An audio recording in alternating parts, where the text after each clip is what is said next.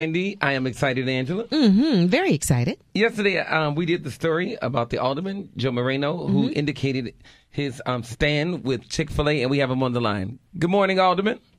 Good morning, John Alexander. How are you today? We're good. Good. We really wanted to hear from you, and our question is, do you kind of feel like now that you kind of went ahead of yourself with this? Oh, no, absolutely not. I mean, I think that in any of, civil rights or human rights issues in the history of our country, that's always, you got to be out in front of the issue. You have to be progressive on the issue. It's never been, these kind of issues have never been won from being in the background and being, and being, not involved and not, in some ways being aggressive. And so, okay, I don't have any regrets. Alderman, I mean, Chick-fil-A has 1,600 restaurants, and they're independent, owned, and operated. The CEO stated his own personal religious beliefs, and they have no history of any form of discrimination. And when we even talked to the owner here in Chicago, they have gay employees and everything. And to say because of his personal beliefs that you don't feel that he's welcome in your ward, you don't feel like that's not what I'm saying. What are you saying? That's not what I'm saying. First of all, I would disagree that it's his own personal beliefs. If you look at his statement, he said that we believe this, we act this way, we do these things. Secondly, it's not about his personal beliefs, and I've repeated this, and hopefully it will get through at some point. It's not about what someone believes or what someone says. It's when those transcend into policies that are discriminatory or that are not. But he has no policies that are discriminatory. Please let me finish. And they did make a statement on Facebook. They came out and said that they're accepting everyone. I think that's a great step. I've been working with Chick-fil-A for 8 months on this very issue, not public on it. I haven't been public about it. For 8 months, we've been working on not only the traffic issues that they have with the site, but also in having a policy that is non-discriminatory in hiring and serving. And we've made some good steps in that. And I think that's another good step that they made in terms of posting it publicly. Let's put that in writing. Let's sit down. Let's move forward and just and assure that they don't have discriminatory policies. And then I would love to open up a Chick-fil-A in my ward. But they have no history of being discriminatory. So, in other words, if we have a feeling or first of all, I don't believe that that's true because the Civil Rights Agenda, which is an LGBT group in my community, is dealing right now with issues of that. I can't speak specifically about it, but secondly, are we supposed to be reactive on this? Are we supposed to wait and when we think there may be some issues?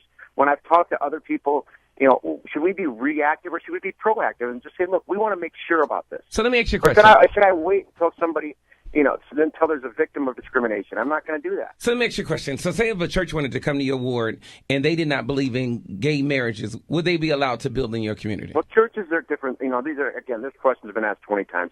Churches are different than businesses, first of all, okay? And churches, they have the right to believe. Everyone has the right to believe what they want to believe. They can. If my daughter's third-grade teacher, science teacher, believes the world's flat, I don't care.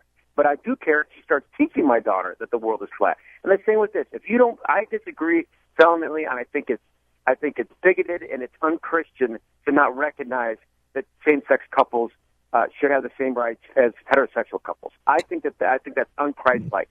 They can believe differently, and we can believe different things. But if that belief transfers into you don't believe that that you're not going to recognize their rights, that's a problem. One of the things that I respect is that you said, I believe, and everyone is entitled to their own personal belief. Absolutely. Mm-hmm. Okay. And we respect that.